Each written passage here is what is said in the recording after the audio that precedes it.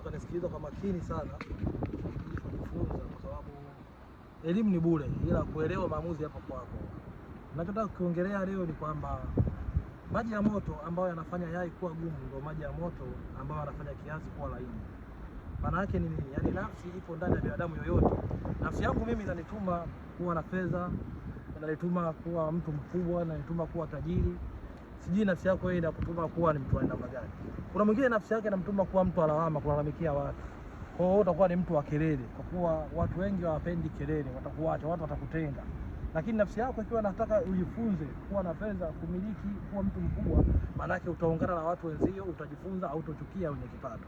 Karibu tuwe pamoja katika sehemu kama hizi, kujifunza katika mambo mengi, hususan kabisa katika masuala ya uchumi. Ila usiogope kwenda kwa mganga.